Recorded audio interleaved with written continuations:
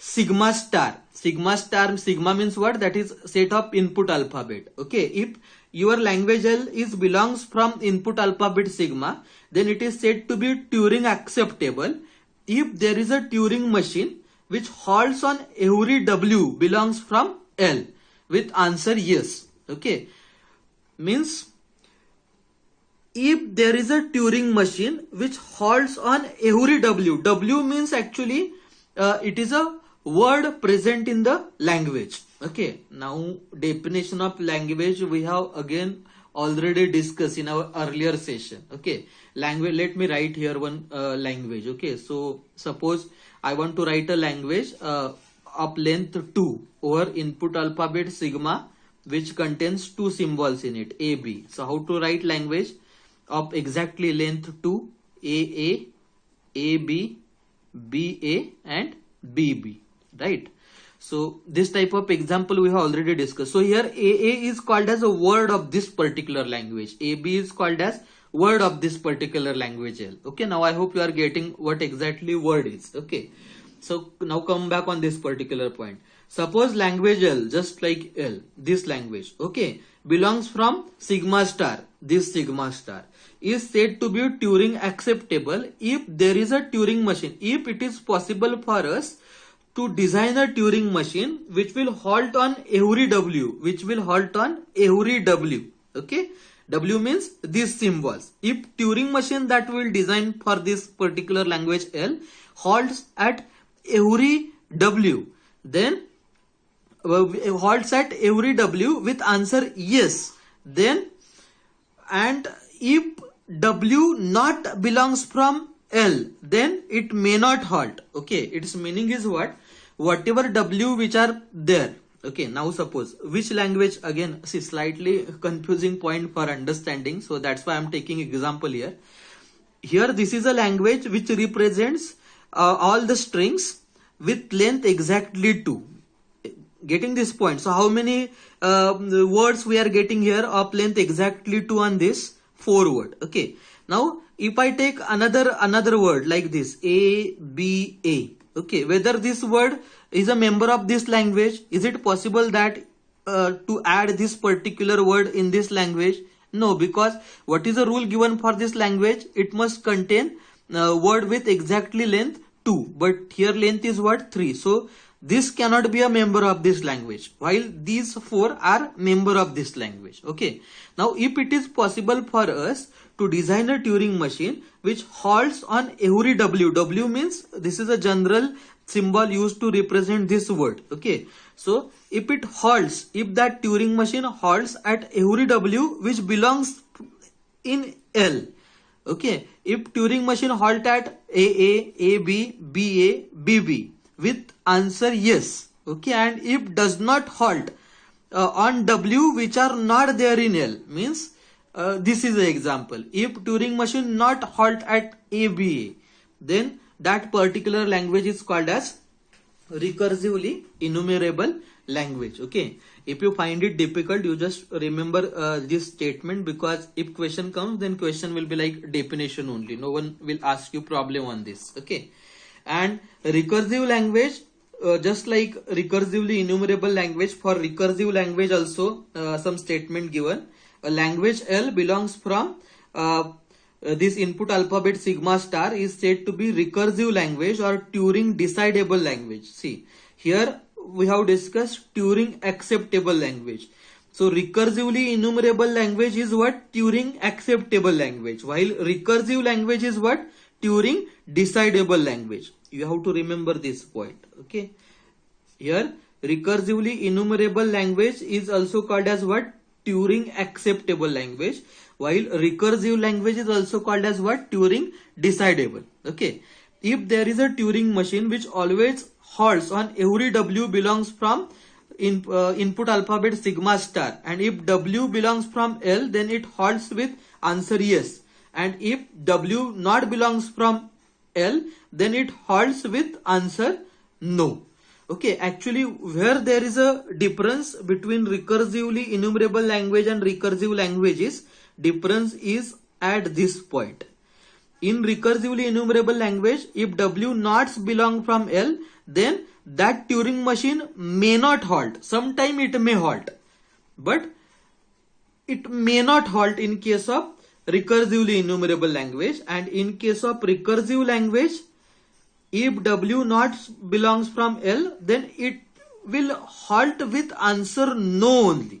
Here sometime no, sometime yes. Okay, so this is a difference. Okay, and one more point I just want to discuss related with this particular languages. See, you just remember this diagram. Okay, recursive language can be recursively enumerable language, or it can be non-recursively enumerable language. Okay, while recursively enumerable language can be sometime non-recursively enumerable language. I am repeating myself, okay, because point is slightly difficult for understanding. Recursive language can be sometime recursively enumerable language, or it can be sometime non-recursively enumerable language as well. Okay, and recursively enumerable language can be sometime non-recursively enumerable language as well. Okay, so here these points they have mentioned. See, each Turing decidable language is Turing acceptable. Turing decidable language means what I said. Turing decidable means, here see, Turing decidable means recursive language, and Turing acceptable means recursively enumerable language. Okay, so here how they have given statement: each Turing decidable language, that is recursive language, is Turing acceptable, that is recursively enumerable language. Okay, means every recursively enumerable language is what? Is non-recursively enumerable language. Okay, and then each Turing acceptable language need not be Turing decidable.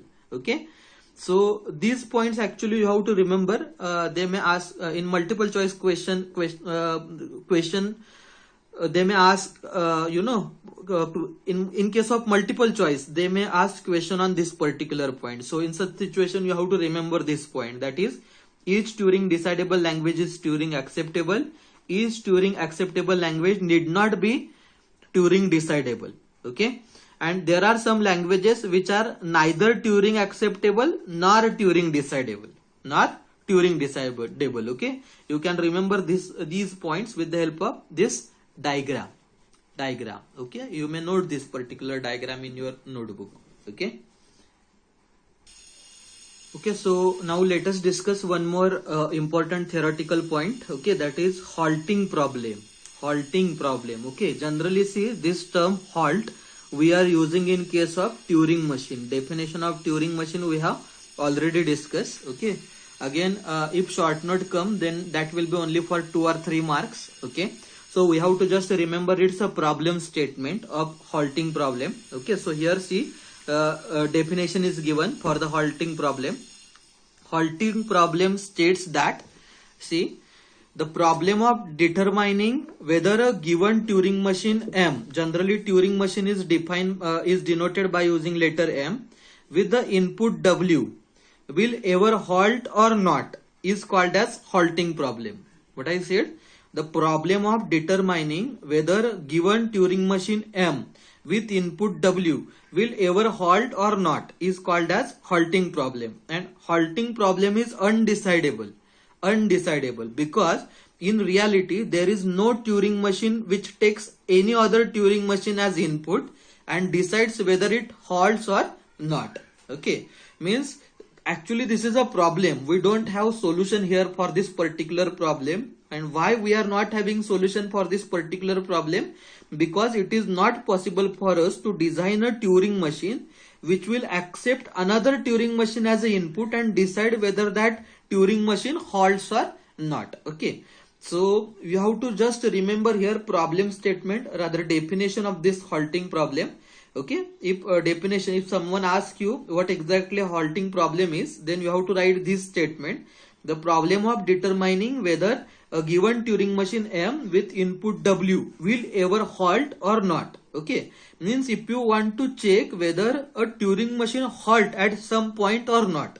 Okay, this is actually not possible for us to check whether Turing machine, given Turing machine halt at some point or not. Okay, why it is not possible? Because what I said, it is not possible for us to design a Turing machine which will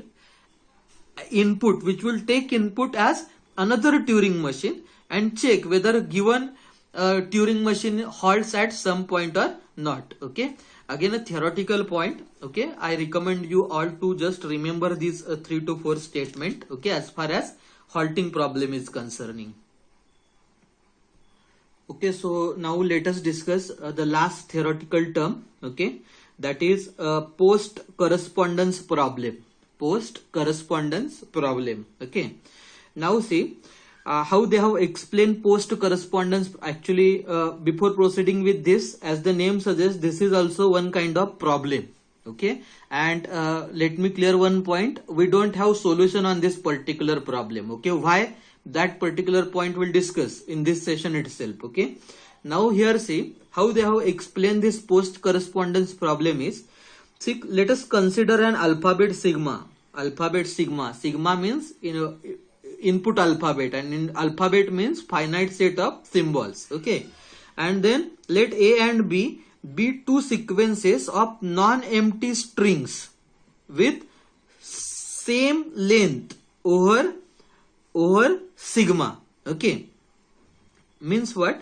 Here see, let us consider input alphabet sigma like this. Okay, let us take input alphabet sigma as A comma B. Okay, so this is our sigma. Okay, then what they said, let A and B be the two sequences of non-empty string with same length over sigma. Means what? Let capital A, I am taking input alphabet sigma like this. Okay, it contains two symbols. Then A and B, what they said, they must be two sequences of non-empty string. Okay, they must be sequences of non-empty string with same length over sigma. Means what? Let us complete this particular A. Suppose A contain one first string as A itself. Okay, then second string as A, B, A. Let us assume that this is a second string. Okay, and then next string is AB. Okay, so whatever A is, A contains 3 strings in it. Okay, and those strings must contain symbols from this input alphabet sigma only. Okay, so here in every string A and B is present. Okay, and along with capital A we have to take capital B also. Just like this we have to mention some string in capital B. Okay, so I am mentioning string as suppose A, then second one is suppose AB, and then suppose A. Okay, now this is our capital A and capital B. This is our sigma. What is condition given here? With same length over sigma. Same length means our capital A contains 3 strings, capital B also contains what? 3 strings.